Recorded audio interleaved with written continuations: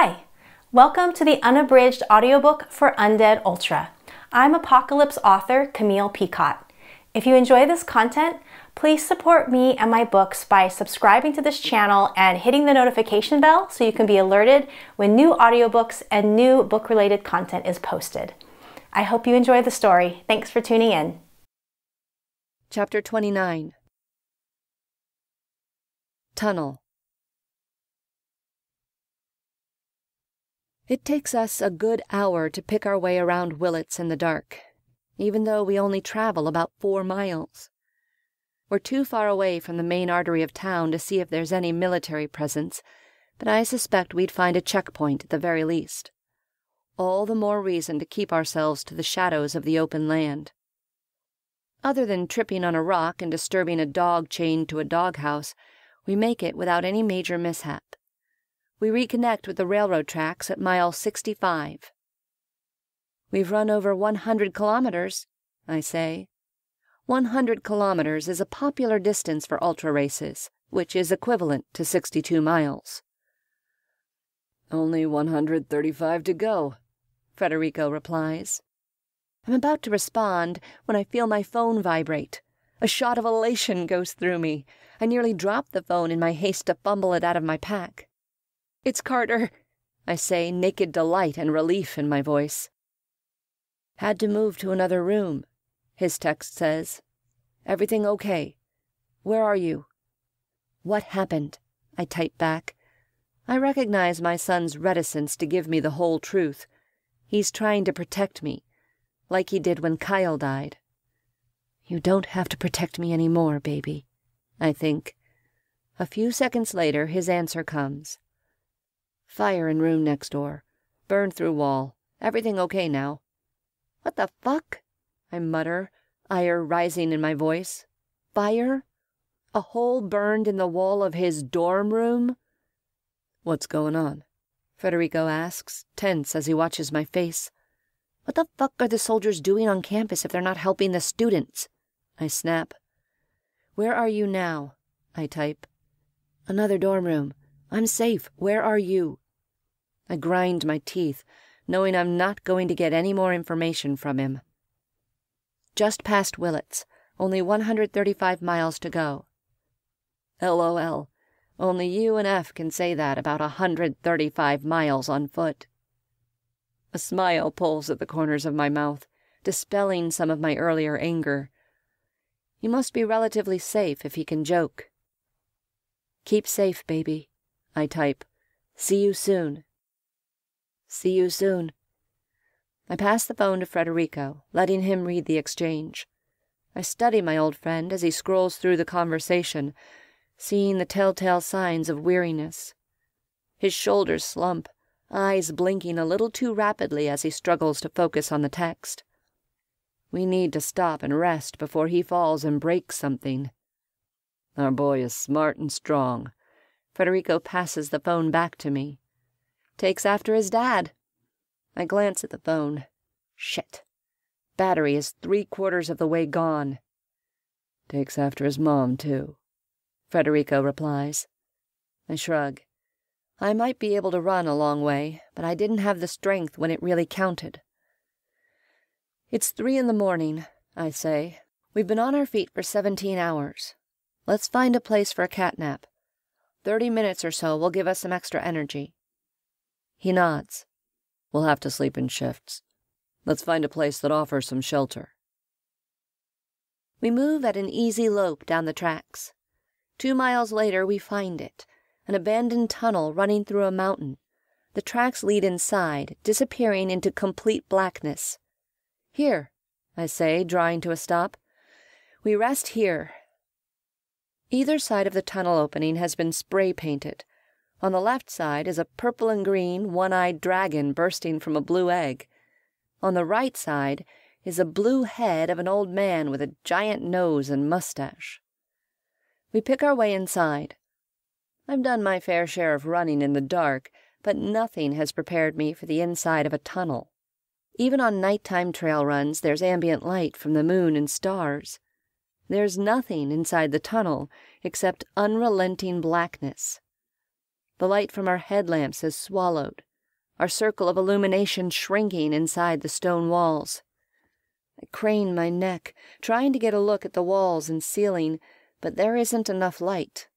My headlamp illuminates nothing more than flecks of dust and more darkness. I turn my attention back to the ground, focusing on the small patch of ground illuminated at my feet. We move at a walk. Forget running. I can barely see 6 inches in front of me. The tunnel smells like wet dirt and stone. Somewhere around us, water drips. I keep my ears peeled for any telltale moans or groans. Inside this place, we're as blind as zombies. In front of me, Federico thumps into something. "Shit," he mutters. "What?" I inch up behind him. "It's just an old crate." He leans forward, headlamp shining on a battered wooden crate. It's intact, the lid held in place with great metal clips. There are more. I move past Federico, hands feeling along the sides of 3 more crates. A rose is branded on top of the crates. The image tickles something in my memory, but I'm too tired to dwell on it. "What do you think is inside?" He shrugs. "Who knows? Who cares?" He thumps the crates with his hand. "This is a good spot to sleep. If zombies do wander in here, it'll be good to have something between us and them." He unhooks his pack, tossing it to the ground to use as a pillow. "Give me 30 minutes, he says, lying down on the rocky ground. "Just 30 minutes. Then you can sleep for 30. I nod, hopping onto one of the crates. Federico is asleep within seconds, snoring softly. After a few minutes of consideration, I switch off my headlamp. No reason to waste the battery, especially when I can barely see anyway. Complete blackness now surrounds me. I feel swallowed by unending nothingness. Carter would like this. He wasn't into running, but he loved a good adventure.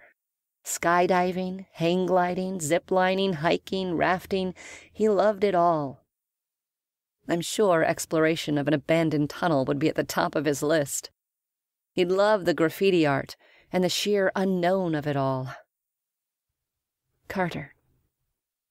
I pull out my phone again. To my surprise, there are 2 bars of reception. "Can you talk?" I type. I wait. No response comes. I add, "We stop to nap. I have first watch while F sleeps." Again I wait. Again, no response comes. There aren't even little ellipses to indicate an incoming reply. The battery icon turns red, indicating I only have 10% battery life remaining. "Battery almost dead," I text. "When phone dies, we'll try to find another. Love you. Stay safe. See you soon." "Where are you, baby?" I say softly. What had happened during the short time between our last conversation and now? I close my eyes, willing myself not to give in to anxiety. I summon an image of my son's face, his tall, lanky body so much like his father's at that age, his lumberjack beard, the cotton t-shirts with quirky slogans that he always wears. I was a shitty mom those first few weeks after Kyle died. Here, in the middle of a fucking zombie apocalypse, I'm being given a second chance to be the mother I want to be.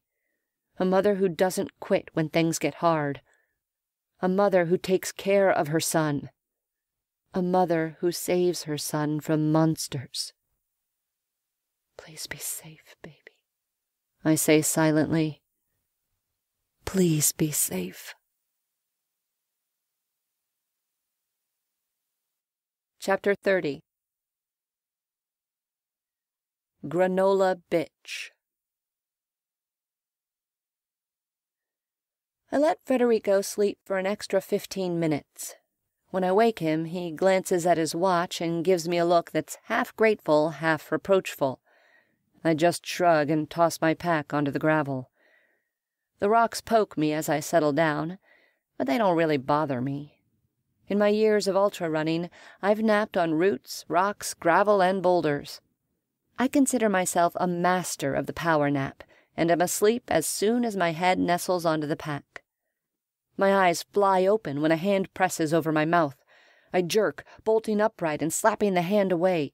I don't know where I am, or how I got here, or why everything is so fucking black.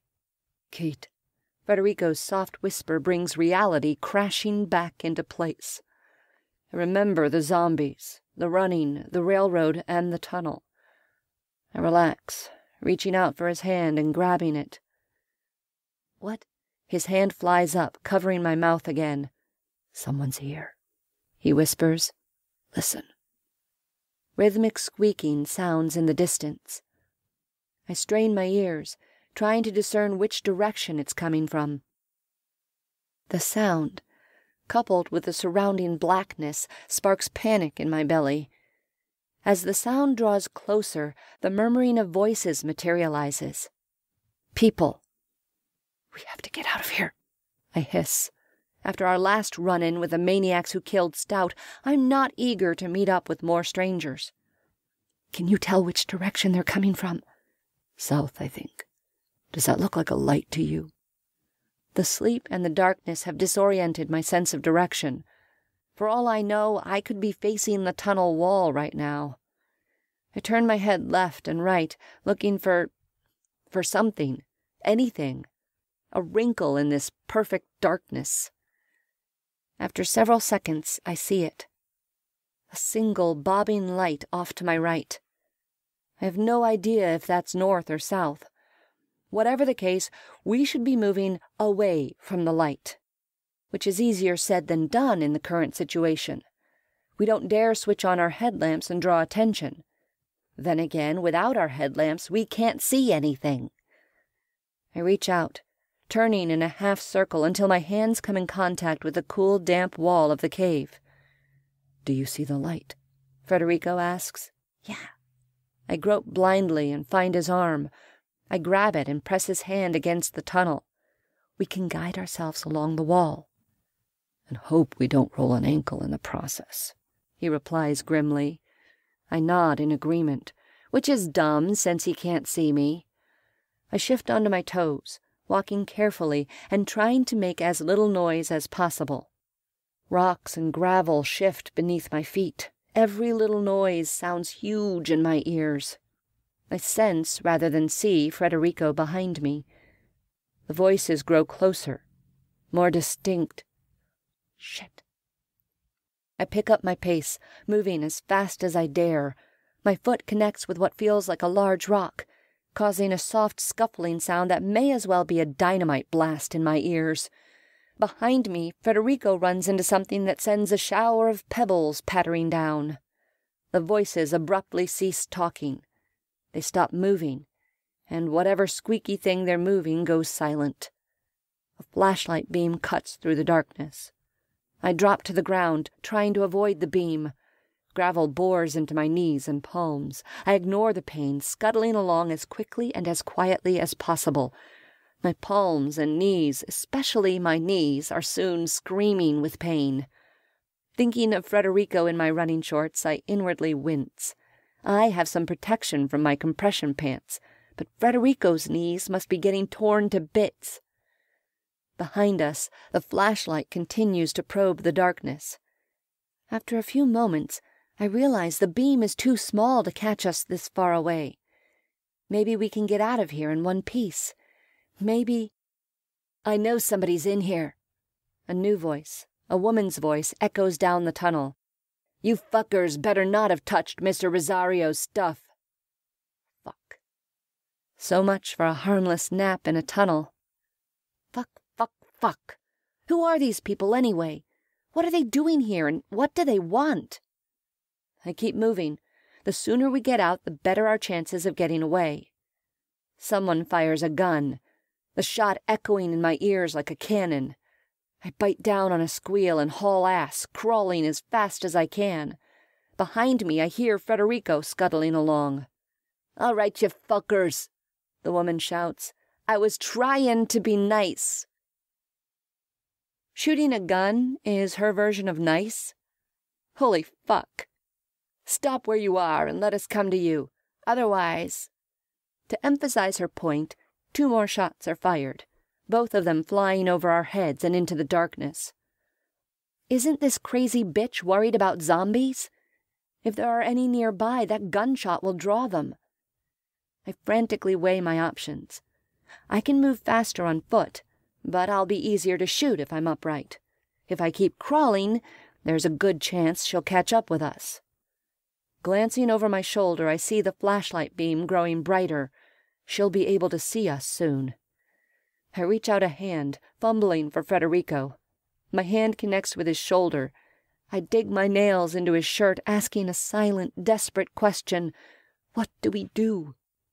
Stop right there, assholes. The flashlight beam glances off the top of Federico's gray curls. I freeze, one hand still on his shoulder. Who are you? The woman snaps. Who do you work for? I turn my head, trying to see the owner of the voice. She's concealed behind the bright beam of the flashlight.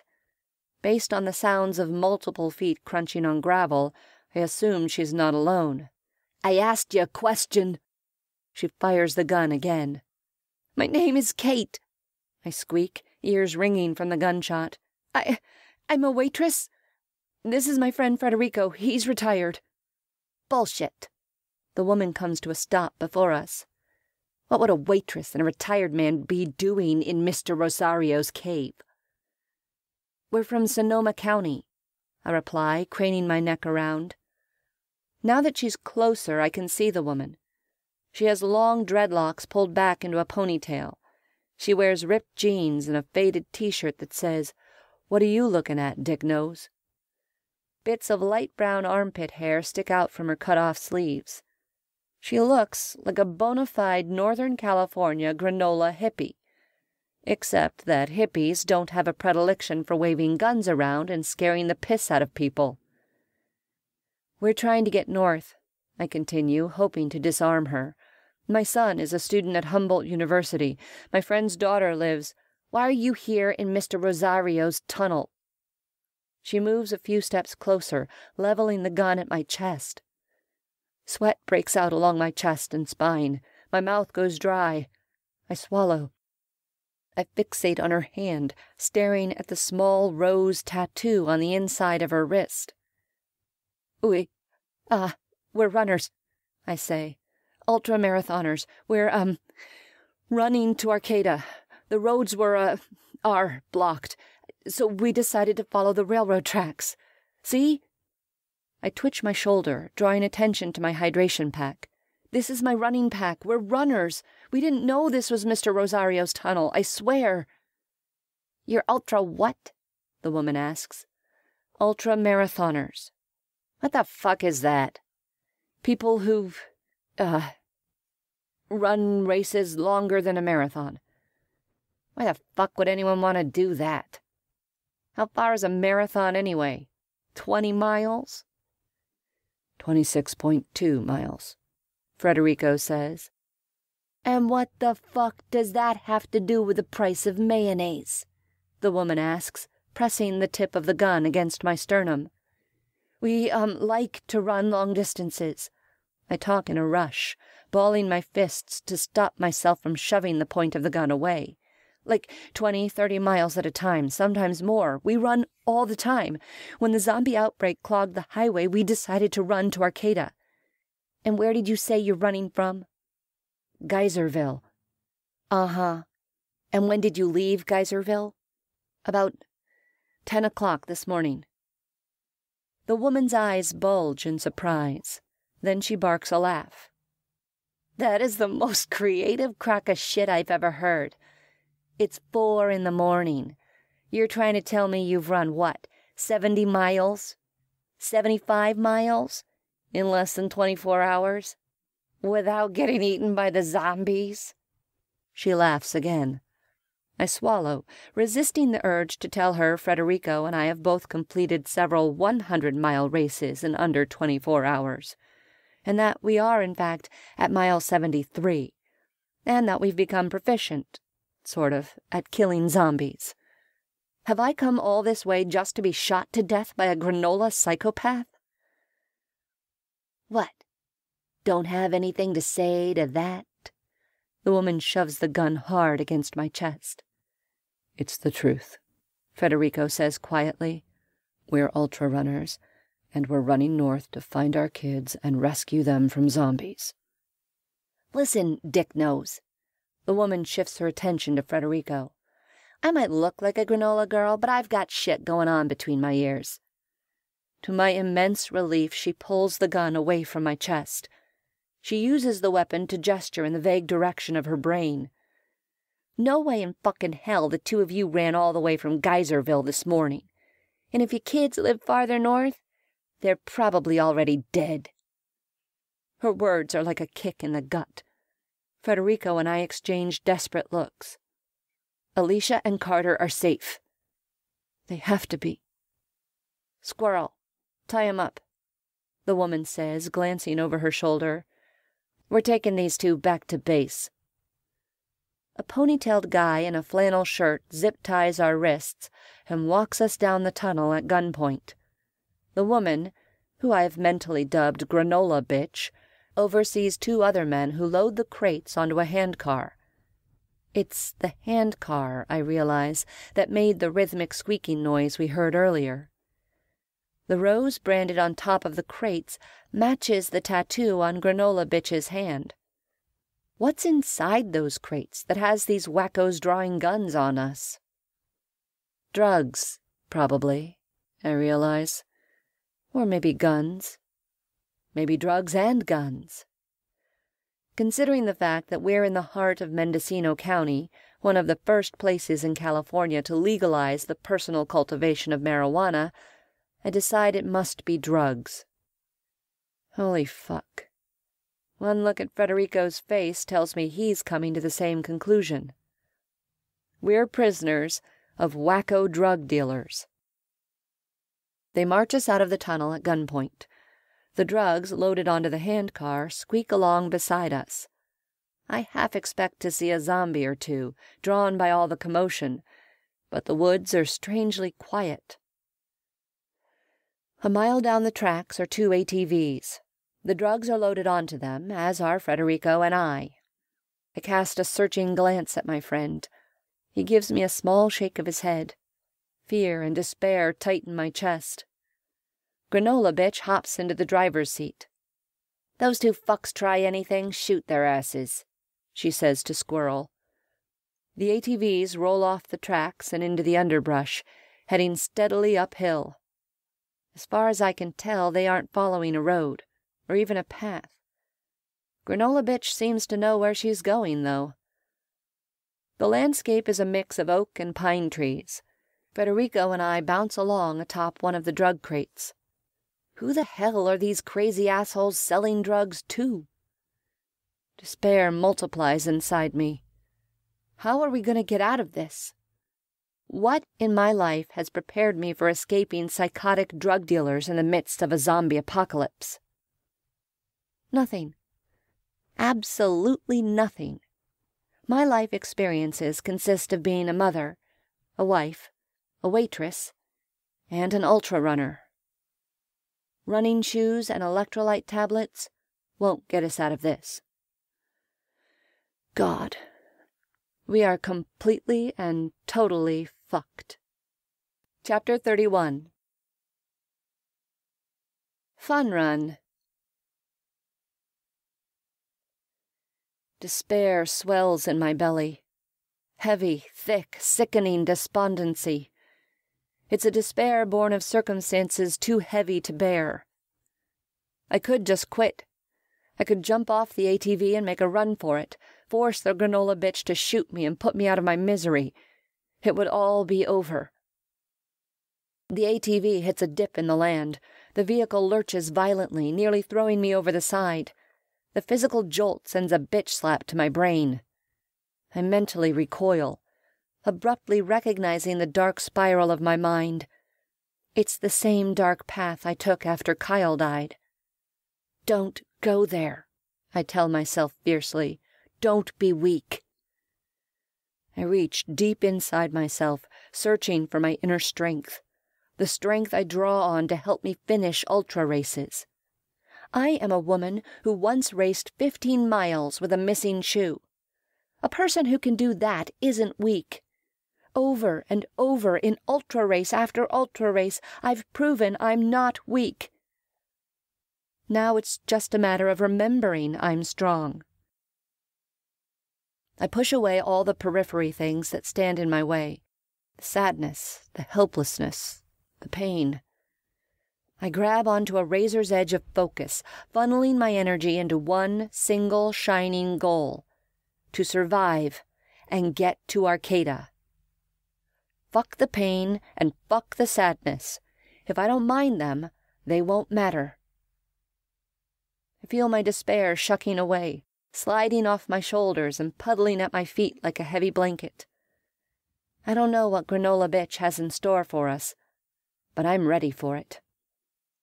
Glancing at Federico, I see the same steely determination etched in his features. He gives me a nod, as if to say, "We got this."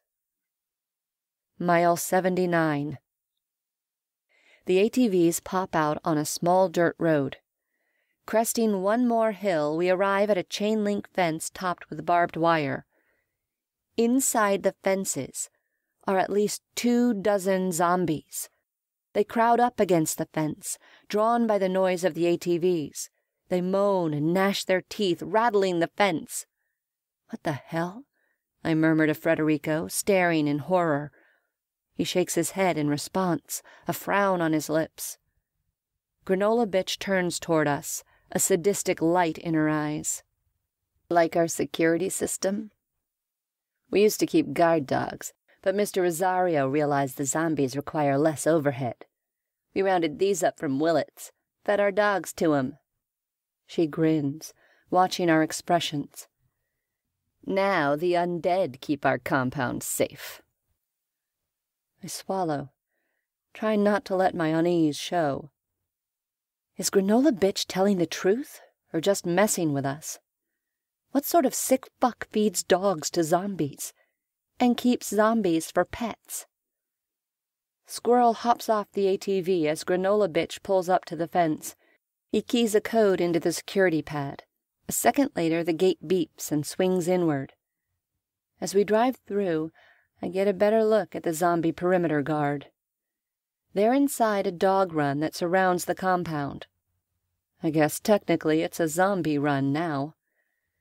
We pass through the run, fenced off on either side of the entry gate, and head into an area of hard-packed dirt and giant, towering pine trees.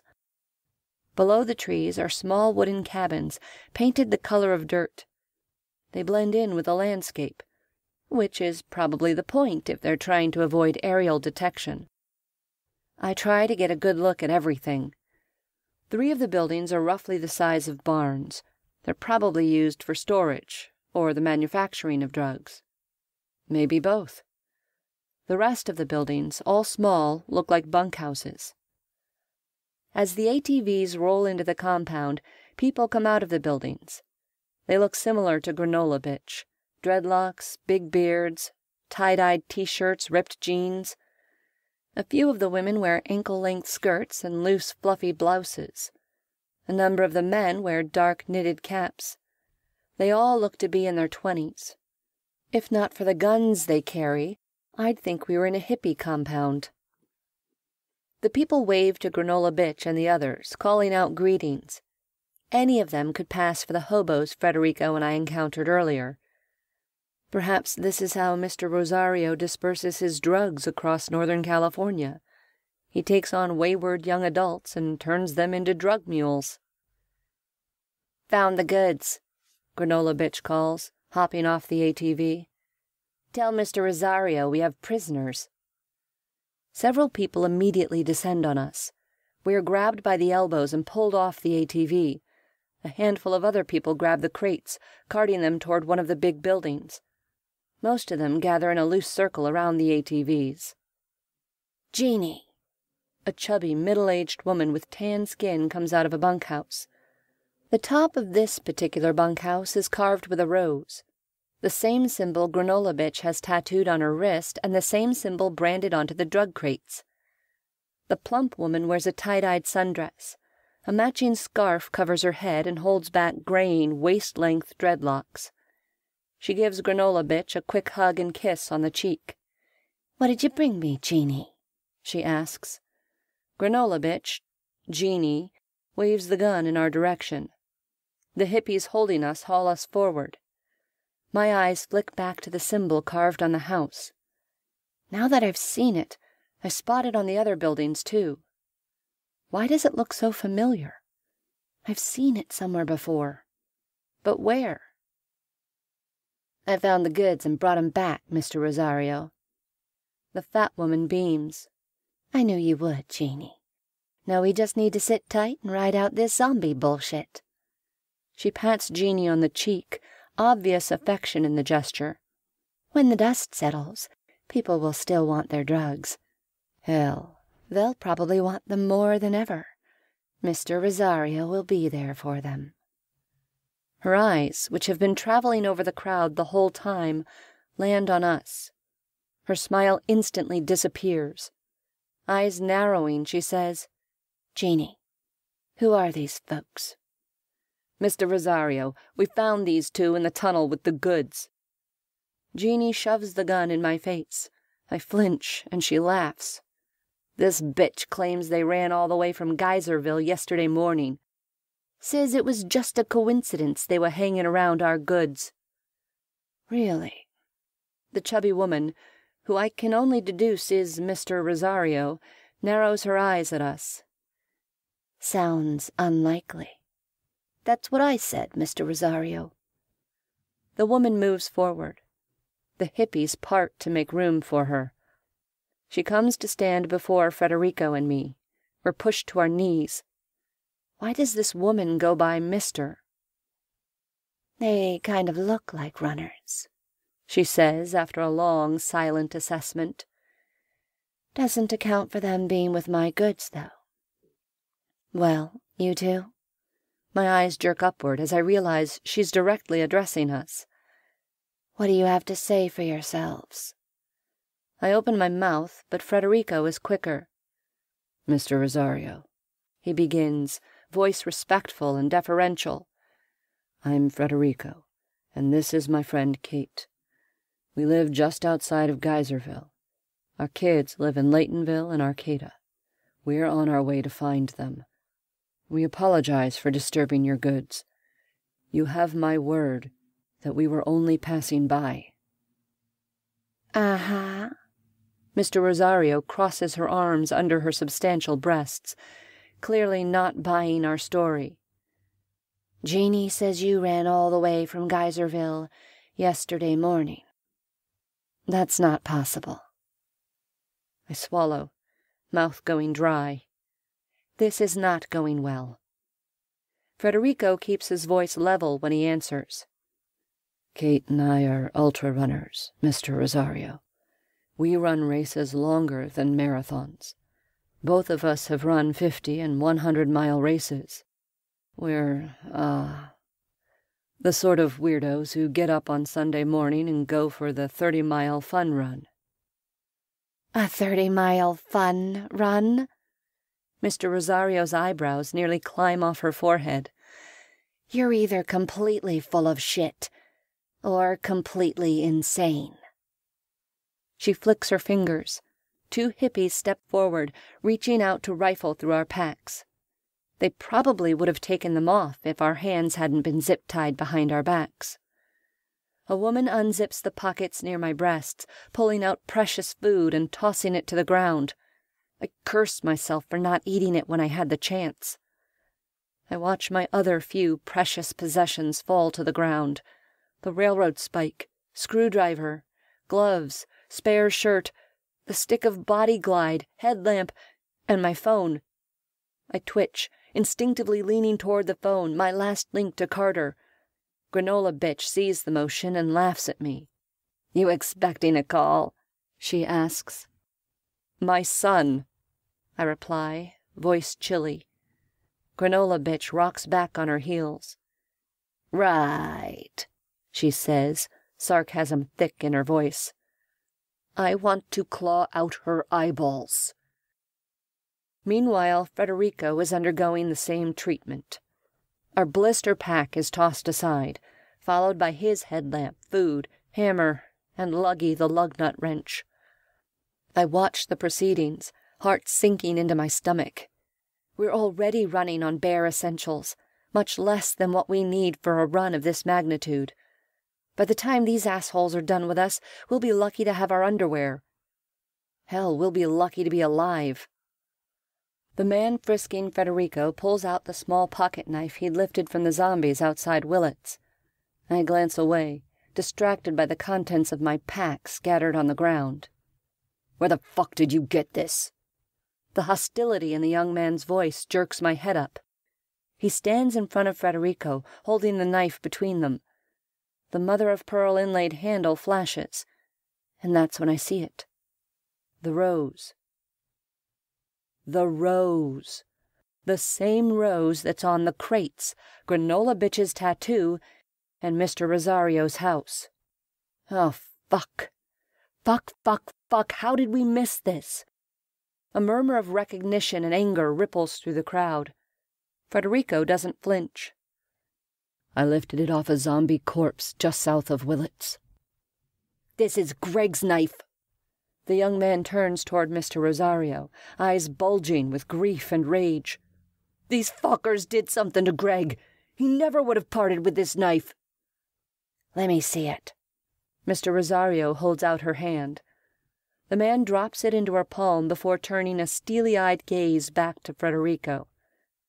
My heart starts to pound, adrenaline pumping through me. We are so very, very fucked. "This is Greg's," Mr. Rosario confirms. "Never went anywhere without it. Care to explain?" She levels a hard look at the two of us. "The owner of this knife was a zombie when we came across him," Federico says. "He heard us coming and attacked. We defended ourselves." "You killed and robbed him," Granola Bitch says, a dangerous glint in her eye. She's not completely wrong, but we can't let her know that. "He was already dead," I reply, cold sweat breaking out over my body. "We didn't mean any disrespect. We were so hungry. After he attacked, we took the food he had on him. Just the food and the knife. That's all." "So you say." Mr. Rosario narrows her eyes at us. "And yet Jeannie found you in the tunnel with our goods. Somehow, I find it hard to believe this is all just a coincidence. I will give you one last chance to tell me the truth. Who do you work for, and who sent you?" Federico and I exchange anguished looks. What can we say to appease this pack of hippie whack jobs? "Mr. Rosario," Federico says, "I know our story sounds bizarre. I wish we had some other truth to share with you, but my friend and I are nothing more than two runners trying to get to Laytonville and Arcata. It was never our intent to disrespect one of your fallen or to trespass on your tunnel. Please let us go." It's an honest plea. It's the only plea we have. But I can see from the hardening lines around Mr. Rosario's mouth and eyes that it isn't enough. "Runners, huh? That's the story you're sticking with." Her dark eyes glitter. "Well, all right then. What's the phrase you used a few minutes ago? Fun run?" She hands Greg's knife to Granola Bitch. "You two are about to go on a little fun run. Rosario style. Jeannie, go get the jingle bells."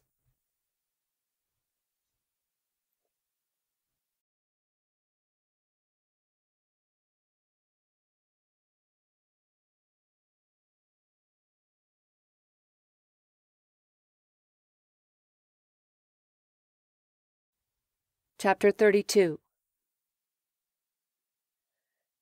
Jingle bells.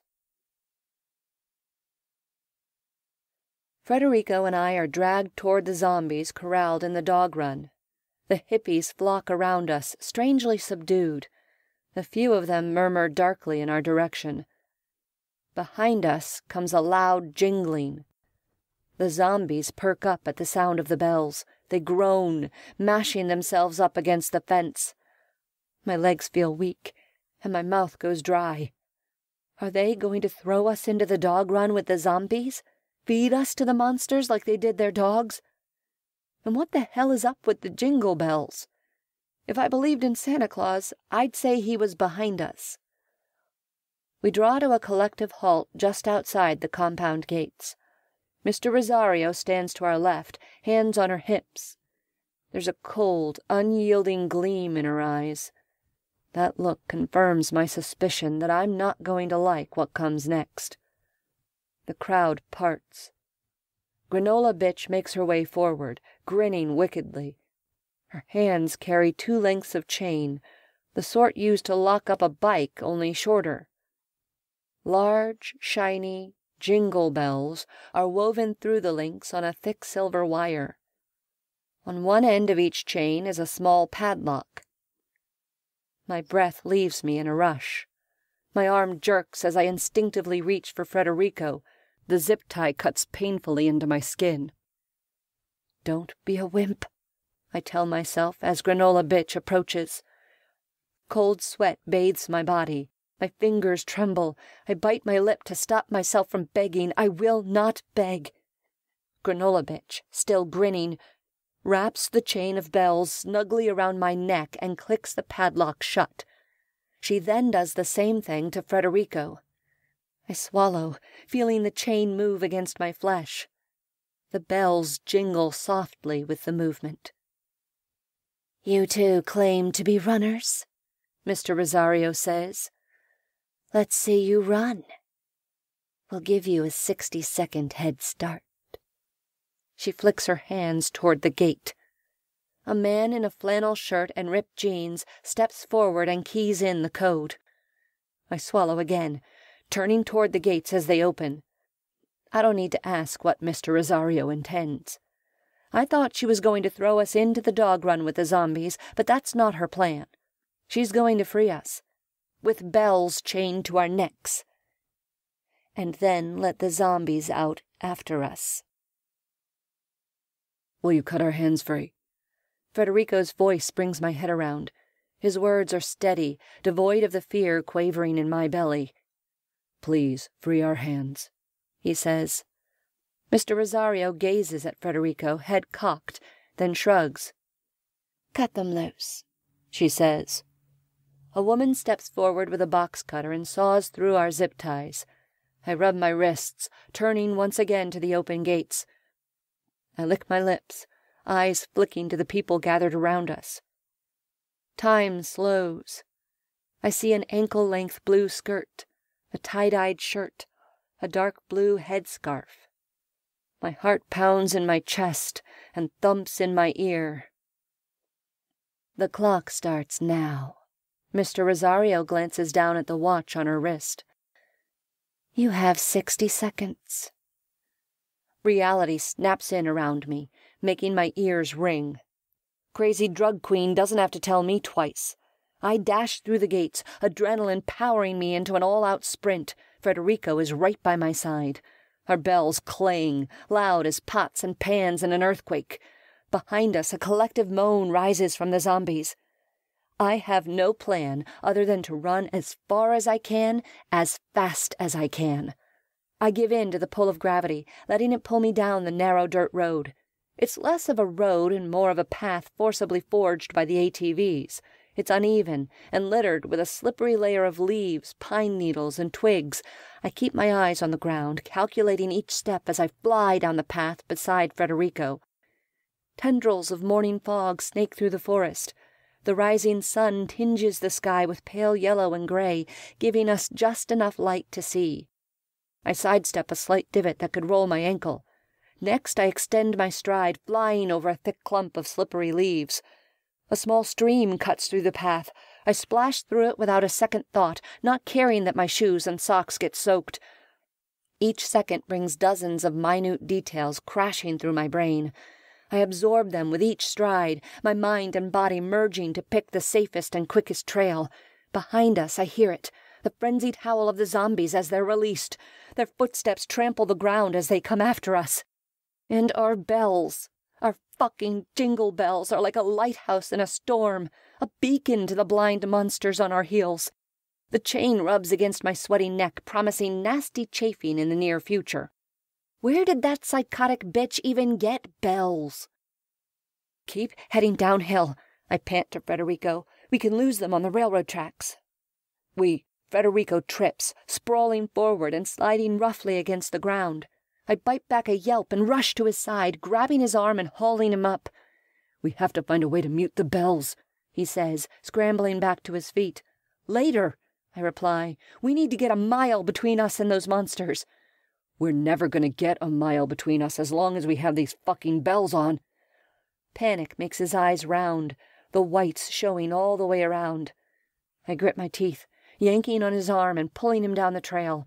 We can't waste time arguing. Out of the corner of my eye, I see him digging at the collar. I ignore mine, focusing instead on the path.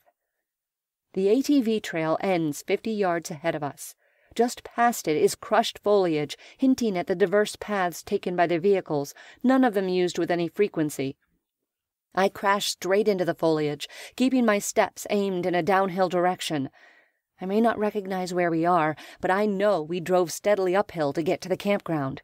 Sooner or later, hopefully sooner, we'll hit the tracks. A moan sounds behind me. I take my eyes off the trail for a bare second, glancing over my shoulder. Zombies plow down the open ATV trail, hands outstretched. Their white eyes almost seem to glow in the eerie, fog-lit morning. Many of them trip, stumble, slide, or fall on the treacherous ground. A few of them stay down with a broken leg or ankle, but most get right back up and keep coming for us. My foot catches on something. I grunt as I go down, bells abruptly muffled as I slam against the ground. Pain shoots up my right side. Fuck! I know better than to take my eyes off the trail. Federico is there for me. He grabs my elbow, pulling me up. A slight jingling sounds underneath me. It takes a moment for me to realize the jingling isn't from me or Federico. It's from a partially eaten body. I squeak in surprise, leaping sideways away from the corpse. I have just enough time to take in a 20-something woman in a tie-dyed sundress. She has a bell collar identical to ours. Her skull has been crushed, most of her brains eaten. We aren't the first ones who've drawn Mr. Rosario's wrath since the start of the apocalypse. "Look out!" Federico hisses. A zombie stomps through the underbrush, swiping at me. I stumble back, trying to keep my footing on the slope. Federico picks up a large branch and swings it like a bat. It connects with the zombie's skull, spraying blood through the air. Droplets spatter Federico's face. He drops the branch and turns. Together we keep running. The forest thickens around us, dense foliage rising to tangle our legs. The good news is that it slows the zombies down. I hear them crashing and falling behind us. The bad news is that it slows us down, too. Off to our left, I spot a fallen tree. I dart toward it. "Where are you going?" Federico pants. "They're gaining on us." "I know." I circle around the tree trunk, positioning it between us and the zombies. Half a dozen of them bash through the undergrowth, searching for us. One of them impales herself on a pointed tree stump, mouth opening in a howl of frustration. Extending my arms to either side of me, I shake myself violently. The bell collar jingles, echoing through the trees. The zombies pause, every head swiveling in our direction. The impaled zombie hisses. Federico, understanding my plan, joins me. He shakes his whole body, jingling the bells with all his might. A high keening goes up from the zombies. They turn like a pack of hunting hounds and rush straight at us and the fallen tree. The first of them, a plain woman in jeans and a blood-soaked t-shirt, hits the giant log. She trips and goes down, chin connecting loudly with the trunk. Behind her, more zombies converge. They run straight into the trunk, falling atop one another in a blind dog pile. Federico and I don't wait to see what happens next. We turn and keep running.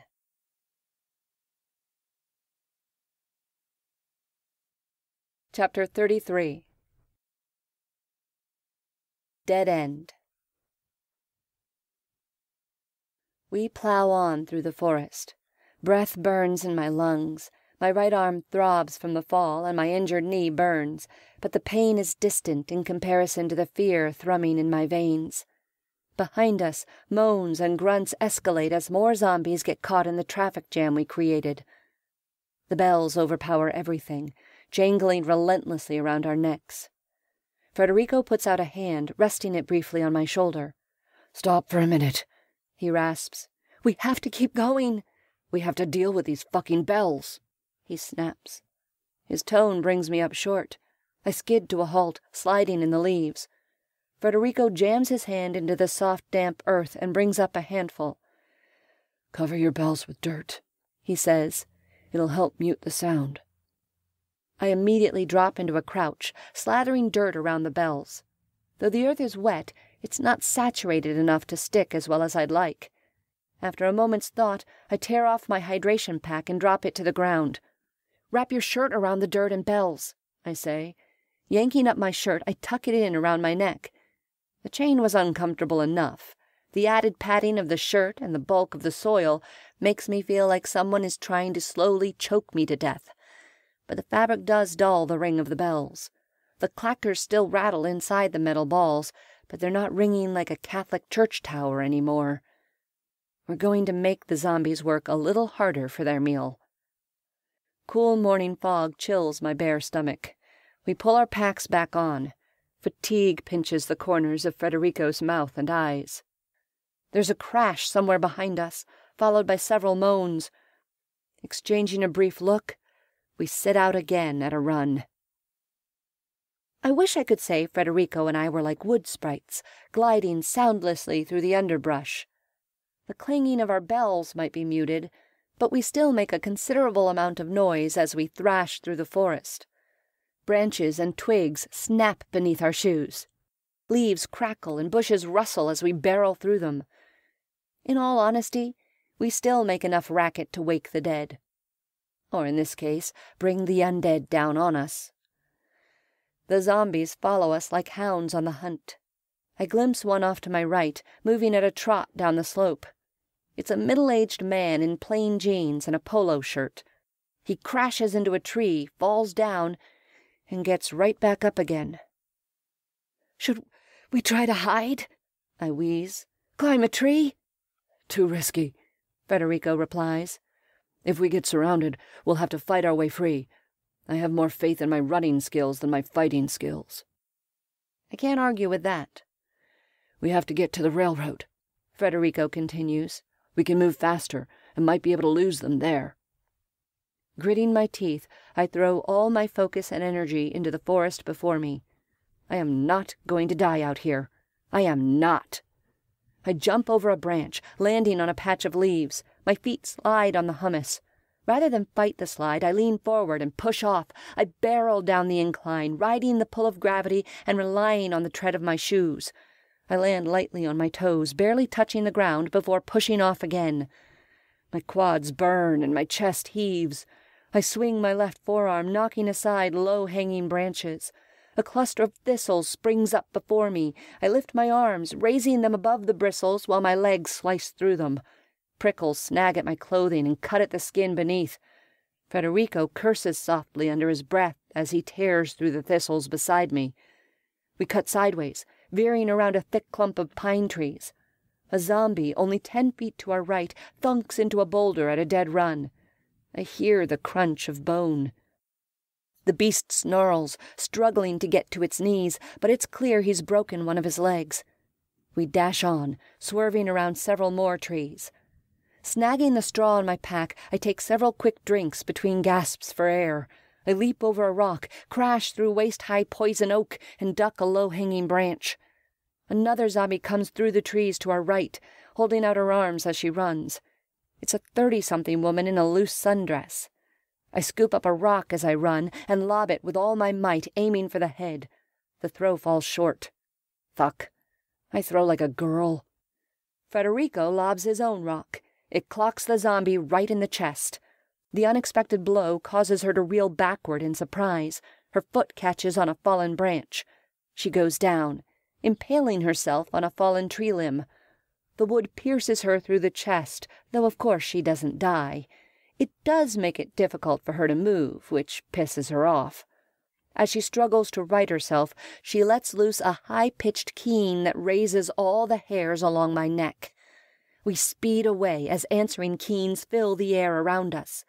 Most are behind us and on our flanks, but at least one is somewhere downhill of us. Shit, Federico murmurs. I bend down and pick up a thick branch. We have to shut her up, I say. She's going to bring the whole horde down on us. The sundress zombie has managed to get onto all fours. She crawls in our direction, keening as she drags the branch with her. Instead of running away, I run back uphill. The zombie, hearing my approach, manages a quick and eerie spider-like crawl with the branch hanging out of her body. She lets out another high-pitched keen, which is again echoed by her fellow undead. I swing the branch with all my might. I might throw like a girl, but I have a decent swing. The wood crushes a hole in the side of her head. Blood sprays across my legs as her body smacks into me. I fall backward, instinctively curling my neck to protect the back of my head. A rock digs painfully into my right ass cheek. The zombie woman lands heavily across my shins. Blood from her crushed skull drizzles onto my pants. I bite back a scream, kicking and shoving at the zombie body. Federico grabs her ponytail and hauls her off, then pulls me to my feet. That's a good branch. You should hang on to that, is all he says. We keep running. My ass throbs from the fall. If it's not scraped, I'll definitely have a nasty bruise. At one point, Federico pauses to scoop up his own branch. We spot a few more zombies. Rather than confront them, we zigzag back and forth through the woods, doing our best to avoid them. None of them get close enough to send up that unnerving keen. My eyes are in constant movement, flicking between the forest floor and the woods around us. I watch the ground to keep myself from eating trail. I watch the forest for the undead. An ache develops behind my eyes. Then, without warning, the railroad tracks bloom before us. 1 second we're barreling through shrubs and dodging tree branches. The next we burst through the undergrowth and find ourselves standing on the rotting wood of the tracks. 20 feet to our right, 2 zombies stumble out of the woods. I never thought I would be so happy to see these fucking tracks. Too bad the 2 zombies had to ruin the moment. Other than bits of leaves and twigs in their hair and clothing, they are miraculously unscathed by their trek through the forest. Wordlessly, Federico and I point ourselves north. We push hard, moving much faster now that we have a relatively clear path. Yes, there are still waist-high weeds and thistles to plow through, but even a rotting railroad is better than a forested hillside. I glance back a few times. Though we managed to lose the bulk of the zombies to the natural obstacles in the forest, a dozen more have broken free of the forest. They follow the sound of our passage and the soft rattling of our bells. Several are badly wounded, dragging broken legs and awkwardly swinging broken arms. Any advantage is a good one at this point, even though there are plenty still on their feet. Maybe, just maybe, we can outrun them. Fucking tunnel, Federico snarls. I jerk my attention forward. 100 yards ahead is the same tunnel that got us into this mess. We have to go through it, I reply. It's our only chance to gain ground on these undead fuckers. I know, he replies tersely. It just pisses me off. The tunnel swallows us. The wild graffiti art that only a few hours ago had seemed artistic now appears sinister. The gaudy colors and larger-than-life images loom high up on the walls. I feel like they're trying to smother us. Silently lamenting the loss of our headlamps, I run into the darkness. After a quarter of a mile, the tunnel takes a sharp turn, and I lose all sight of the entrance behind us. We also lose all ambient light. Shitballs, Federico says. I guess we're on level ground with those blind fuckers now. Let's feel our way along the wall. I keep my voice soft so it won't echo off the walls. Following my own advice, I step carefully off the track and grope for the wall. After a few seconds, my hands connect with the cool stone. At least if we're walking, we're harder to hear, Federico says. That's something. He's right. Now that we're forced to walk, the bells are, finally, silent. The only sounds are the soft crunch of our shoes on gravel and the rasp of our breathing. For the moment, I can't even hear the zombies. It's just me, Federico, and a loud thwack sounds in front of me. Motherfucker! What happened? I whisper. I hit my head on something. There's something in front of us. Kate, come here. His hand, fumbling in the darkness, finds my elbow. I let him draw me forward, an icy shiver of dread making a pit in my stomach. Put your hands out, he says. I obey. Where there should have been open tunnel, my hand connects with moist earth. Oh, shit. My breath comes fast, rasping through my nose. I move sideways, searching for an end to the mound of soil in front of me. Federico moves along beside me, presumably also feeling out the parameters of the cave-in. I find what feels like a twisted chunk of track. Then more and more dirt. My heart pounds.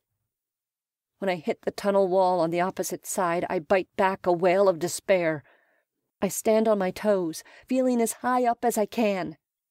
It can't be, I whisper. There must be a way over the cave-in. There must be. Federico and I bump into each other. My forehead connects painfully with his elbow. A sob catches in my throat as the truth of our situation settles on my shoulders. Goddamn motherfucking asshole. Federico swears a lot when he's stressed. It's a goddamn dead end. Fuck. If you're enjoying this story, be sure to check out Zombinist Invasion, my Cold War zombie series. It combines the classic nostalgia of movies like Red Dawn with the mayhem and horror you'd expect in a zombie story. Available on Amazon, Kindle Unlimited, and audiobook retailers. Chapter 34. The Next Right Thing. Kyle was 68 days sober. We sat together on the couch. Pink Floyd's The Wall played in the background. It was one of Kyle's favorite albums. Carter, nearly 4 years old, had long ago fallen asleep. Kyle and I didn't speak. We just sat there, holding hands. Our relationship had only recently emerged from a near-fatal collision. We were doing our damnedest to patch things up. Sometimes that just meant sitting together. Just being together. I want a drink, Kyle said, breaking the silence. Really bad.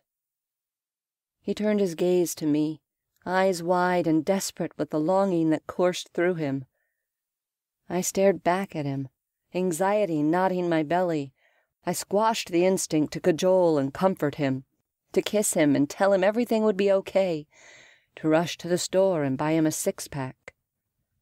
The words of my Al-Anon sponsor rang in my ears. You have to detach, Kate, she'd said. That stands for don't even think about changing him. Worry about changing yourself. With this advice looming over me like an avenging angel, I bit my lip and kept my mouth shut. I gripped his hand, determined to meet my husband halfway on this painful journey we were on. That meant staying silent and detached, letting him work through his anguish as I worked through mine. My sponsor says I have to concentrate on doing the next right thing, he said at last. I guess for right now, that means sitting here and not drinking. When he looked at me, the wildness in his eyes took on a new edge, a determined edge. I saw in his face a rising will to resist, to survive. In that moment, my love for him surged. It was a white ribbon of joy flowing through me. We could survive. We would survive. We just had to do the next right thing. Together. Son of a bitch! Frederico's string of virulence continues. Cock-sucking no-good-ass fuckers, damn it all to hell and back. His fear and frustration fade to the background as I focus on the feeling expanding in my chest. I don't know if I believe in ghosts or guardian angels or anything like that, but in that moment, I swear I feel Kyle's presence with me. It fills me with a comforting warmth. Cocksuckers! Frederico snarls. Of all the fucked up bad luck. In the distance, a growl ripples through the tunnel. I squeeze Frederico's arm, silencing him. The next right thing. That had been the mantra to save ourselves and our marriage, and it had worked. Why couldn't it save me and Frederico from zombies? I draw a steadying breath, summoning the determination and focus of that time so long ago. I'm going to need it if we're going to survive the next 10 minutes. Right now, only one imperative thing must happen. We have to get back around that corner, I whisper in his ear.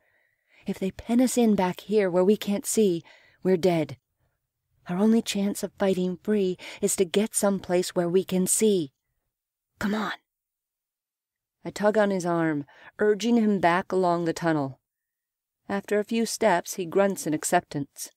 One hand on the wall to guide me forward, I move quickly, staying light on the balls of my feet. Within minutes, we're back at the bend in the tunnel. Something in me loosens at the sight of the exit. It's little more than a fist-sized white smudge, but it sheds enough light to cast our world into shades of gray. Since my eyes have already adjusted, I can see. Look for spikes, I say. This is our next right thing, arming ourselves. Or rocks. I heft a large one and pass it to Frederico. I continue forward, scanning the ground. 10 feet later, I find a railroad spike sticking halfway out of the ground. It comes free after a few tugs. A few seconds later, I find a fist-sized rock for my other hand. Frederico finds his own railroad spike. Another growl ripples down the tunnel.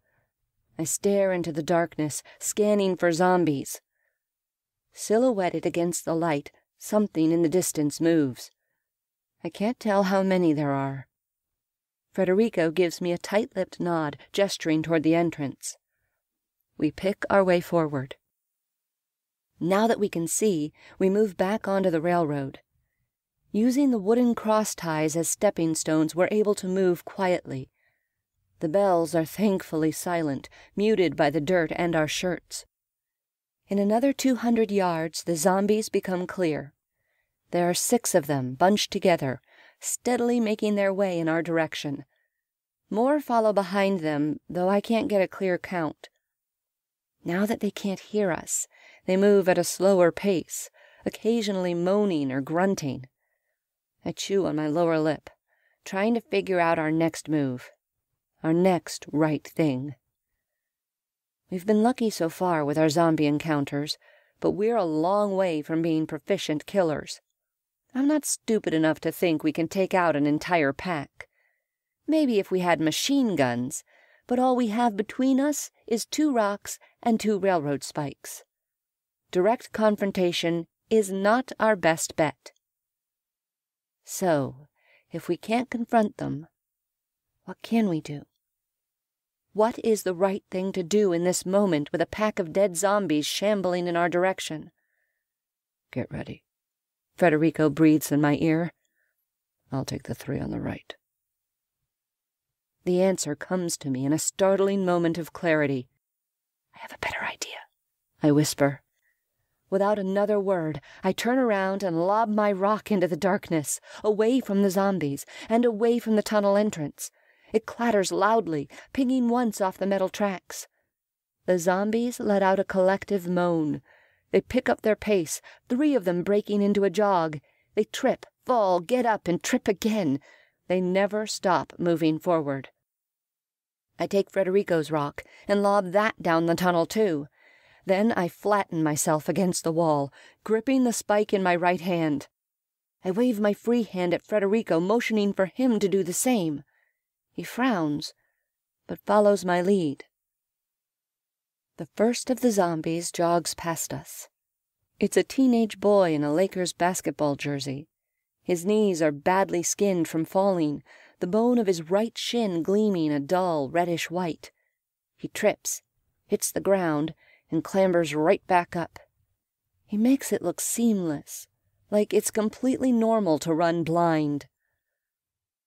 The boy zombie continues straight past us, chasing the sound of the thrown rock. Frederico looks at me, understanding dawning in his eyes. He chucks his railroad spike down the tunnel. The noise excites the zombies. 3 more of them hurry past us, arms stretched forth. 2 of them are on the tracks, but the 3rd one crunches along on the gravel beside the rails. It's a slim, middle-aged woman in stretch pants and a tunic with red and yellow flowers. The left half of her face has been chewed off, and she's missing several fingers. She passes within inches of me, her stench filling my nose and turning my stomach. I press myself as hard as I can against the tunnel wall, thankful for my too skinny frame. She pauses in front of me, head cocked and listening. I barely dare to breathe, afraid to make any sound that will draw her attention. My fist tightens on my spike, the last weapon we have. Can she smell me? I weigh the stench of her rot against the stench of my running stink. She definitely smells worse, and more potent. That has to count for something, right? The zombie bares her teeth and snarls, lifting her nose and scenting. She's pointed forward, all her attention down the tunnel, not to her immediate right where Frederico and I are hiding. My heart beats so fiercely I worry she'll hear it. Several of the zombies moan as they bump into the wall at the turn in the tunnel. They scratch at the wall, growling as they feel their way around the curve. The skinny zombie moans and continues on, leaving us behind. I sag in relief. The rest of the zombies move past us, unaware of our presence. I count 11 altogether. Frederico and I stay where we are even after they've all passed. In this moment, the next right thing is to let them get to the cave-in before we make our move. The keen of frustration echoes down the tunnel, along with the sound of crumbling dirt and bouncing rocks. "Okay," I whisper to Frederico. "Let's move."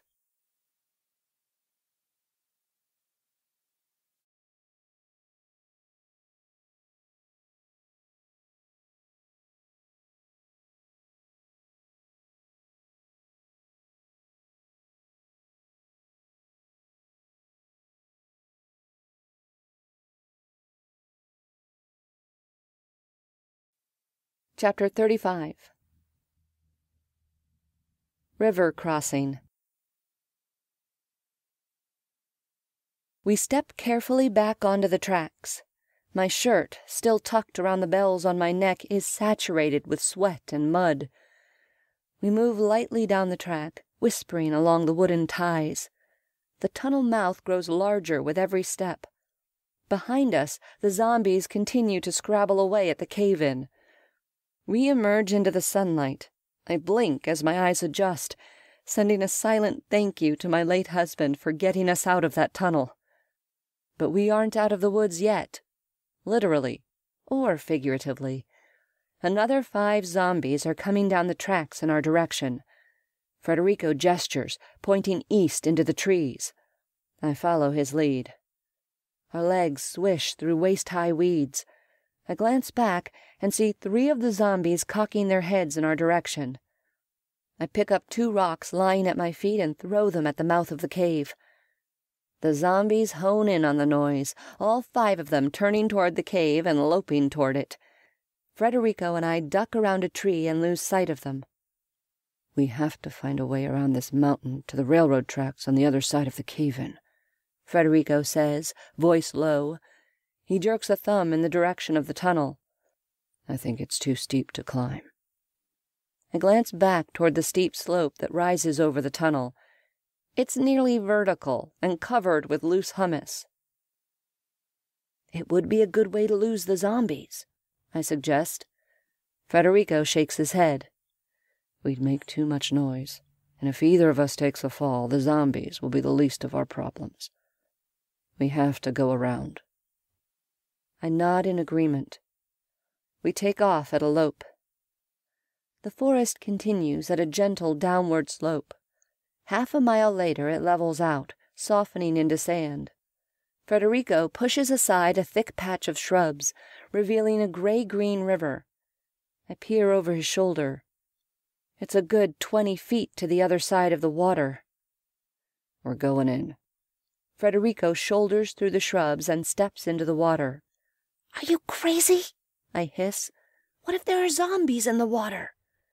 There might be zombies behind us, he replies. This gives us a chance to lose them for good.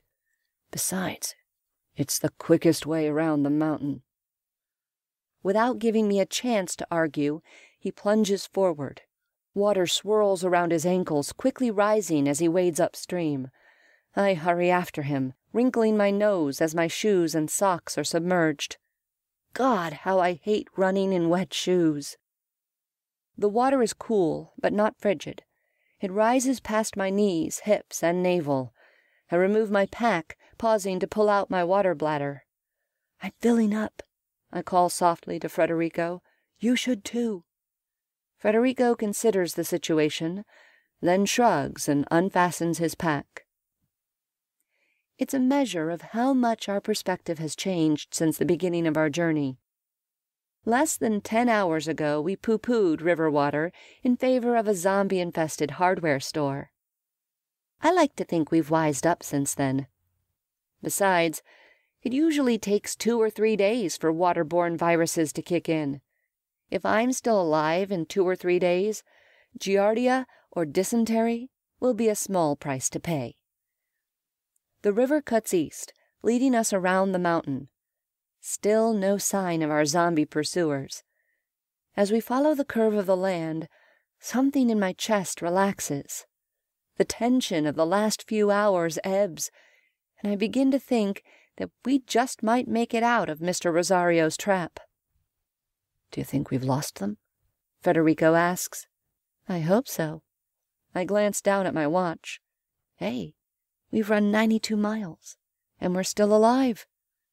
Hungry, filthy, beat to shit. But alive, he says. What time is it? 8:30. Not bad. He flashes me a quick smile. We're on track to do a sub-24-hour 100. I return his smile. Did the 10 miles in the ATV count? Yes, he replies firmly. Because we've run the last 10 with bell collars on our necks and zombies on our heels. The two cancel each other out. I can't argue with his logic.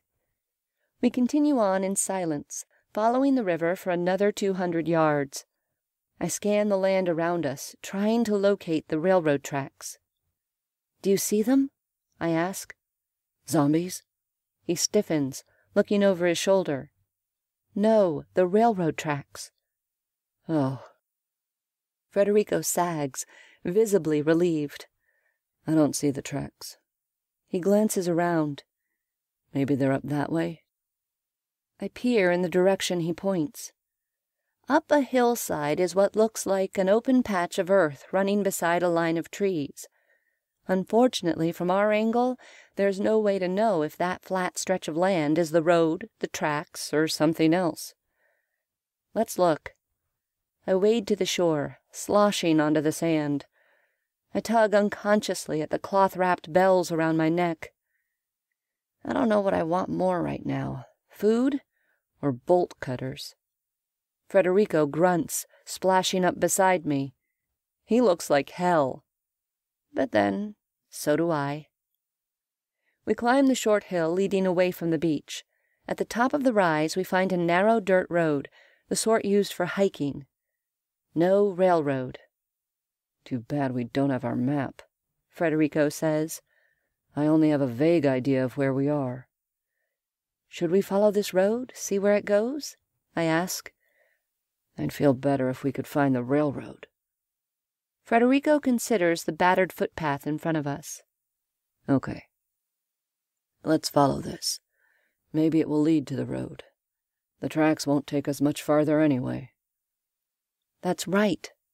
I'd forgotten they veer east, away from the 101, a few miles outside Willits. Turning our efforts to locating the highway makes more sense. We set off at a jog. Puffs of dirt rise around our shoes. The grit sticks to our shoes, ankles, and shins. The bell collars rattle as we go. After nearly 90 miles of running on the uneven tracks, the dirt road is a welcome change. It doesn't require the focus and attention of the tracks. My body feels the wear of the miles. My injured knee throbs. The hydration pack is starting to chafe the inside of my arms. Both arms ache from the constant swinging. There's a burning along the bottom of my breastbone, chafing from my sports bra. More chafing in my crotch from my underwear. God, what I wouldn't do for a stick of Body Glide. I can't believe I have to run another 110 miles without lube. And my feet are bricks of pain. The constant pounding, the burn of the blisters. I feel new ones on the bottom of my feet and on the tips of my toes. Too bad our blister kit is miles behind us in the drug camp. What I wouldn't give for a 30-minute stop to elevate my feet against a tree. The road slopes up and disappears around a corner. Federico puts his hand out to slow me down. He points to his ear, then points to the corner. I stop and listen. At first, all I hear is the soft whistle of the wind as it stirs the trees and underbrush. A few seconds later comes the distinct scuff of a shoe on gravel, followed by a moan. I recoil, taking several steps back. Federico latches onto my forearm, backing up with me. 3 zombies come around the corner. It's a father and 2 kids. They look like they're dressed for camping. Hiking boots, dirty jeans, and T-shirts. I nearly trip over Federico in my haste to get away. Instead of falling back with me, he breaks away. Eyes wild, he snatches up a rock from the side of the road and launches himself at the biggest zombie. Well, shit. So much for running. As he slams into the father zombie, I snatch up a rock too. The littlest of the zombies, a boy, maybe 4 years old, bares his teeth and darts toward me. I bite back a squeal as I swing my makeshift weapon. My stomach lurches as the rock crunches into the little boy's head. He drops without a word, just in time for the other child to rush me. It's a little girl, about 8. She trips over her brother's body, sprawling in the dirt at my feet. Federico lunges forward, delivering a succinct blow to her head. Blood bubbles out of her crushed skull. I stare down at the kids in horror. They were already dead when we got here, I tell myself. We weren't the ones who killed them. Federico raises his eyes from the dead child. I see my own anguish reflected in his expression. After a moment, he turns the child over and pulls off her Disney princess backpack. We need food, Federico says quietly.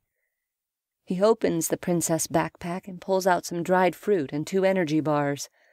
Apparently, this little family was going out on a hike when they returned. Federico stashes the food in his pack. He gives me a look of self-loathing, then moves on to the body of the father. This is what we've been reduced to. Scavengers who feed off the bodies of dead children. As much as I'd like to stand here and let Federico search the bodies, it isn't right to let him embrace this new reality alone. Swallowing, I turn over the little boy and pull off his SpongeBob backpack. Inside are 2 energy bars, a bag of trail mix, a water bottle, and prepackaged cookies. I know I should eat, but my stomach is in danger of revolt. I shove the food into my pack.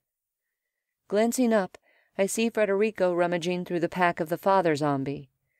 As he shoves scavenged food into his pack, something else draws my attention. Rising above the body is a small wooden sign painted with yellow letters. It says, "Campground this way."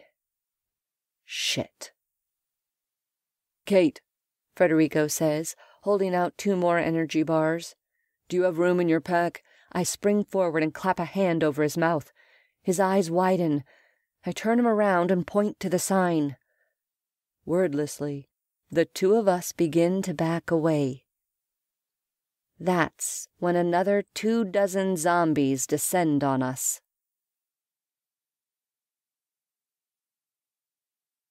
Chapter 36.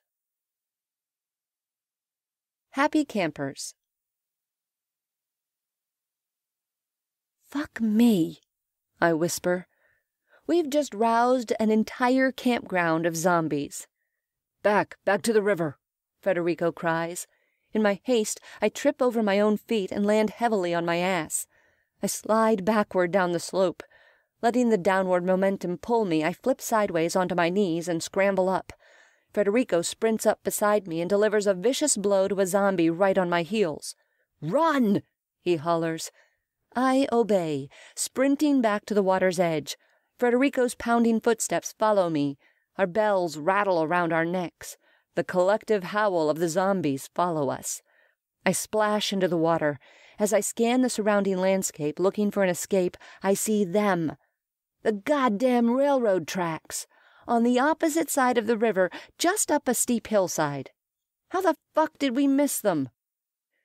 "That way," I huff, pointing as we run. Federico grunts in acknowledgement. It's pretty hard to run through water, but we give it our all. I track the rocks and gravel underfoot, holding my arms out for balance as I go. This part of the river is wide and shallow, the water never rising above our shins. It soaks my pants and flicks against the bare skin of my stomach.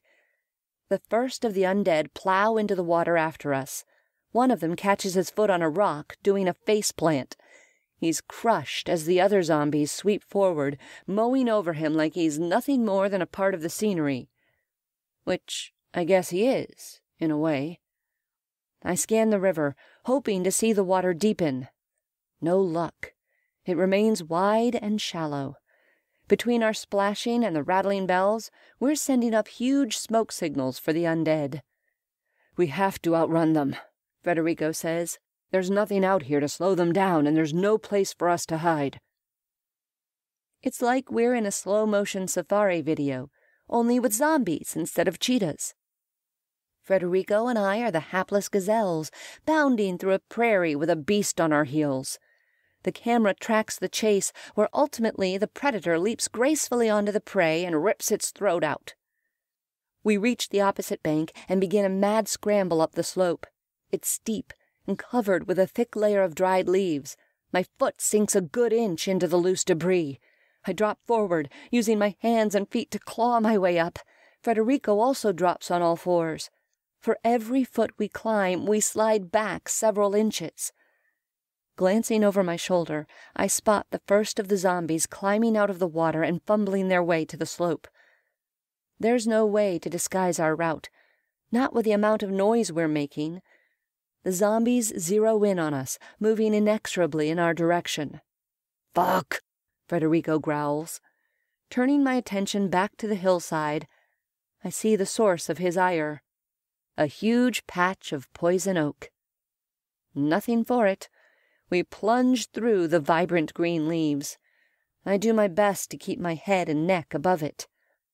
As soon as we burst through the plants, my foot catches in a sinkhole. My right leg is buried up to my knee. I wrench it out, nearly losing the shoe. Another 10 feet, and we hit the railroad. Federico and I land on the rotting ties at the same moment.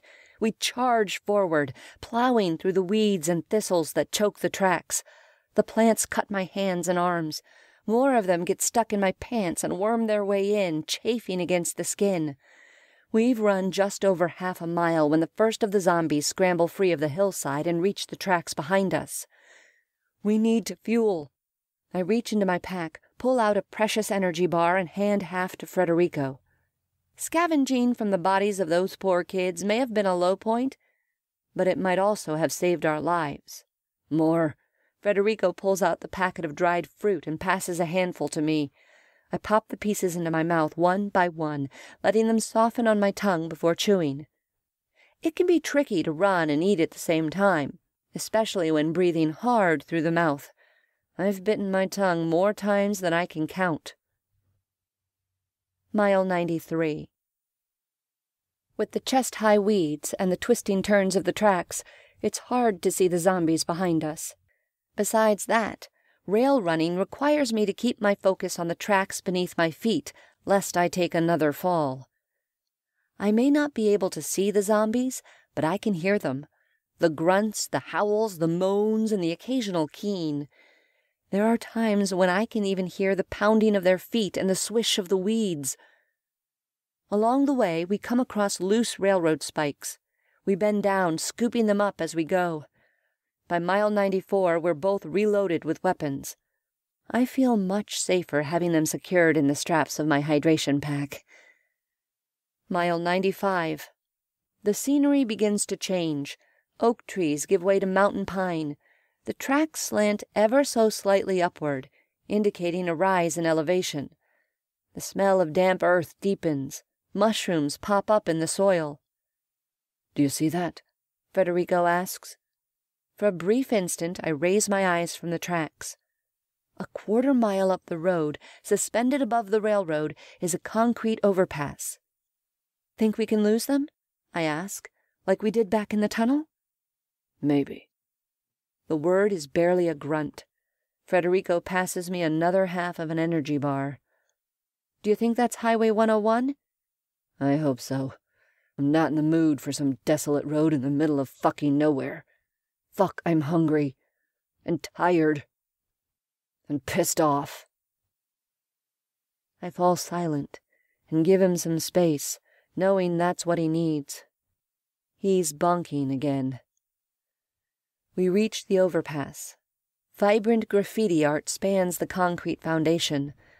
A pink octopus grins down at us, a wine bottle in one tentacle, a shotgun in the other. I gently touch Federico's wrist as I step off the track. From the furrow on his brow, I can tell his mood hasn't much improved. He wordlessly falls in behind me. We move at a brisk hike, churning up the steep hillside. From the higher vantage point, I have a clear view of the zombies on our tail. "We've dropped a few of them," I whisper. "There's still over a dozen back there," he replies. Scrambling the last 10 feet up a steep incline, we reach road. It's silent. Deserted. Tall pine trees line either side of the road, scenting the air with their boughs. I don't know if this is Highway 101 or some other random road in the middle of bumfucked Egypt. I pull out the package of cookies I'd taken from the boy zombie, ripping it open and passing it to my friend. He stares numbly at the package. Then he takes 2 cookies from the package and pops them into his mouth. Relief spreads through me. "How much food do we have left?" he asks. I shrug. "I have 1 energy bar and 1 bag of trail mix. You?" "Nothing. There was food in that father's backpack, but I dropped it when those undead fuckers found us." "I have an idea. Come with me." I lead him down the overpass, picking up a few large rocks from the side of the road. With our pace at a sedate walk, the bells barely rattle. I take a position directly over the tracks. Federico, eyeing me, picks up a few rocks of his own. "This worked last time," I whisper. Looking down, I spot the first of the zombies as they jog clear of the overpass. This is my first clear look of them. The 3 in the lead are young, perhaps in their 20s, They're decked out in expensive REI hiking gear and day packs. The leader, a girl with a long brown ponytail, has blood all over her face. A long trail of gooey white intestines is caught in the waistband of her pants. Her companions are both 20-something college boys. They slow, turning their heads left and right to listen. I grip my rock, crank my arm back, and fling it as far as I can. Which isn't all that far. It lies perhaps 20 feet before plummeting to the ground, but it makes a sufficient racket as it rattles down through the tree branches and thunks to the ground. The zombies growl and set off in the direction of the noise. Federico nods at me in approval, then plucks the second rock out of my hand. He chucks it into the distance. It travels nearly twice as far before rustling through the trees and hitting the ground. The 3 lead zombies let out a keen and pick up their pace, heading toward the second rock. The girl trips on a root and crashes into a tree. It only takes her seconds to regain her footing. She moves swiftly with no apparent injury from the fall. Another half-dozen zombies appear beneath us, following those in the lead. They're all dressed in casual camping clothes, shorts, jeans, t-shirts, and hiking shoes. They follow the keening of the 3 lead zombies, the pack of them disappearing into the trees. I turn, sliding down against the concrete balustrade. Federico slumps down next to me. Fatigue pinches the corners of his eyes and mouth. After a few minutes, I pull out the last bag of trail mix and pass it to him. He scowls and refuses to take it. I push it against his hand. He ignores me for a few more minutes, then grunts and reluctantly takes it from me. "We should conserve our fuel," he grumbles. "Fuel won't do us any good if we're dead. You're bonking. You need to eat." I give him a severe look. Not because I'm feeling cross, but because I know he needs a little severity from me. "I have to have you sharp, Federico. I need you." "I can't do this on my own." It's a semi-shitty card to play, but it works. He grumbles, but obediently tears into the package of trail mix. Opening his mouth, he dumps 2/3 of the package into his mouth, then shoves the rest of the package into my hands. "I've told you that I despise road running, haven't I?" he asks around his mouthful of food. "Yeah," I reply. "Yeah." Chapter 37. Silver Buckle. There are many differences between road running and trail running, but the main difference is this. The road beats the shit out of you in ways a trail never will. Pounding on hard concrete for miles and miles does nasty things to joints and feet. Federico's loathing of the road is the only reason he never tackled Badwater, the iconic 135-mile race through Death Valley. I did tackle that race. Only once, and I was beat to shit afterward, physically and mentally. The 120-degree heat didn't help things either. But I'd take the pounding heat of a Death Valley summer over zombies any day of the week. It was at the Death Valley Ultra Marathon that I got my nickname, Jackalope. Kyle, Federico, and Carter had all been there to crew for that insane adventure. They rode in an air-conditioned van while I ran. The race started at 10 in the morning on the last weekend in July. It began in Badwater Basin, the lowest point in the United States, and ended at the portal to Mount Whitney.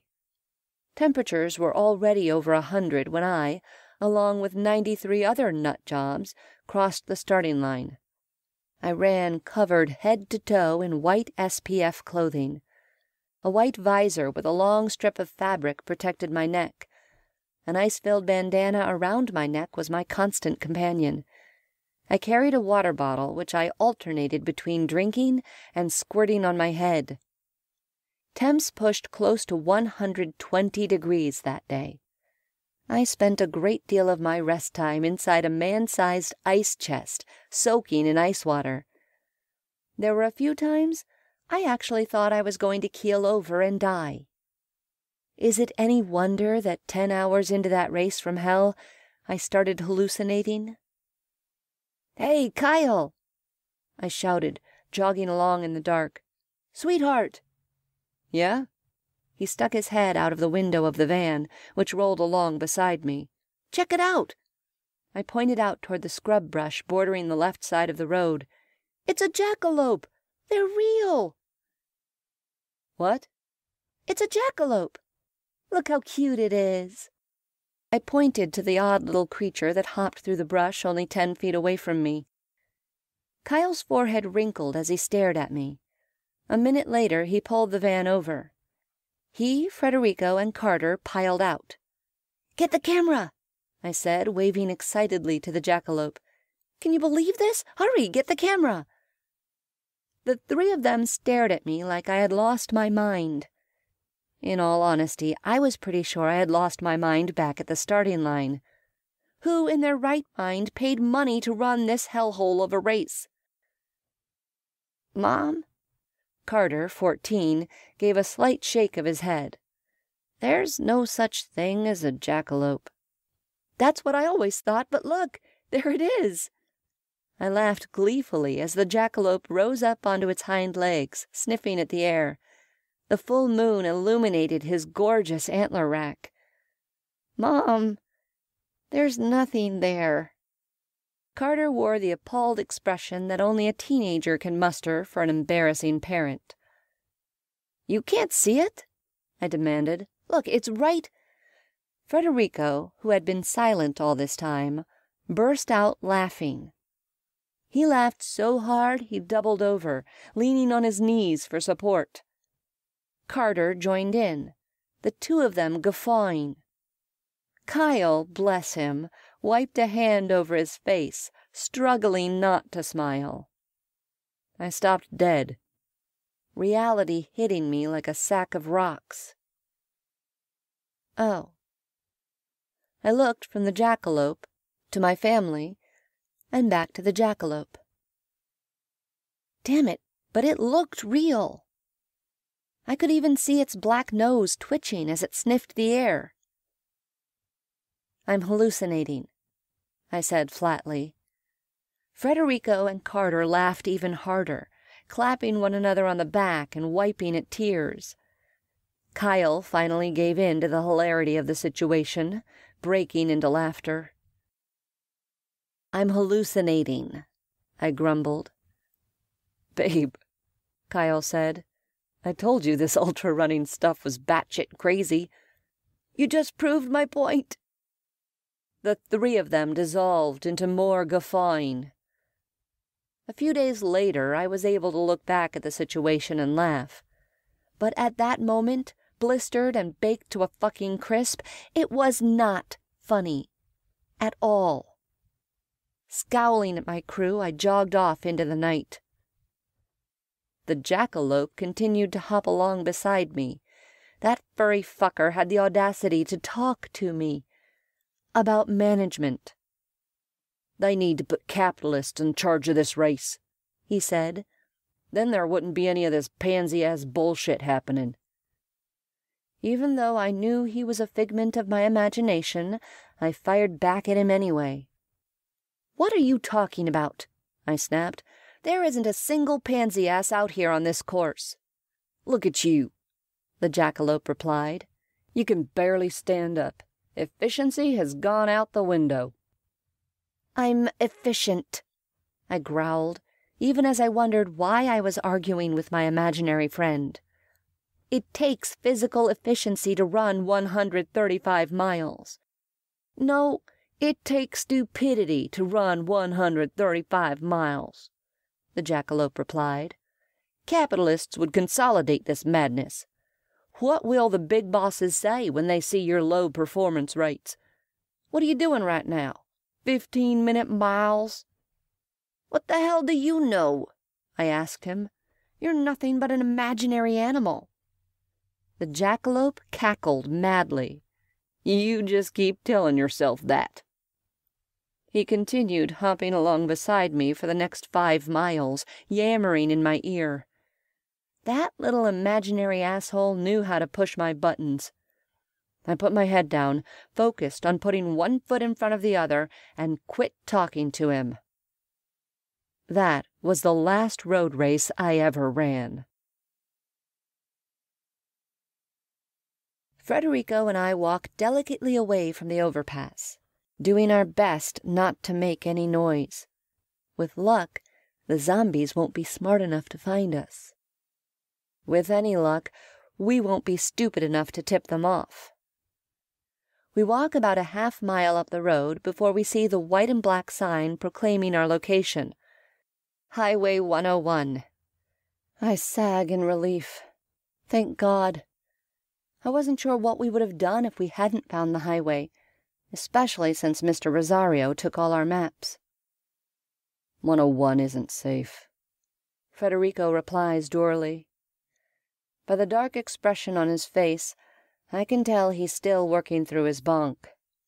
We're too exposed, and there's too much chance of us running into zombies. Agreed, I say slowly, but there's no other road to take us north. I glance toward the trees on either side of us. We could go into the forest and run parallel to the road. It would give us some cover. We need to get these fucking collars off. He tugs at the cloth-bound chain around his neck. I can't even think straight with this thing choking me. I wish we had our goddamn map. Fuck. This is a rotten fucking day. He glares at nothing in particular. God, I wish I knew Alicia was all right. I wish I had tried harder to get her to break up with Dumbo Dan. She's a grown-up, I began. His scowl cuts me off. The expression is directed at me, but his eyes are distant and unfocused. I didn't want to fight with her. That's why I dropped the conversation. It was the first time in months she answered one of my calls. God, I'm such a fuck-up.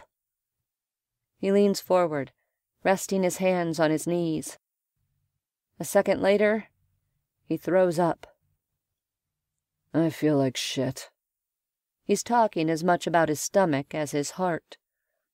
I've always been a fuck-up. If we find Alicia, when we find her, I'm getting her out of Laytonville. I don't care what I have to do. I don't care if she hates me for it. He heaves again, throwing up stomach bile and bits of energy bar. Walk it off, I say, tugging on his arm. Come on. You have to walk this off. Stomach trouble is common on long runs. The body, busy pumping blood to the arms and legs, leaves the stomach to fend for itself. As much as the body needs fuel, it often has trouble digesting it. We've been running for, I glance at my watch, 96 miles. We've barely taken any breaks.